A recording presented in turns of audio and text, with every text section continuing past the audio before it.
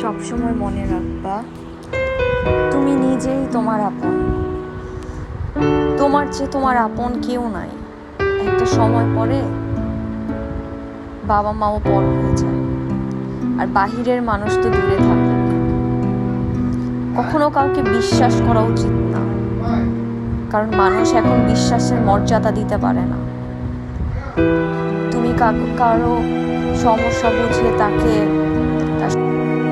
সে তোমার বিশ্বাসের ফায়দা লুটবে। তো তুমি তোমার নিজেরই আপন। কখনো কারো দুঃখে সামিল হওয়ার চেষ্টা করো না, দেখবে একদিন নিজেই তুমি হেরে যাবে।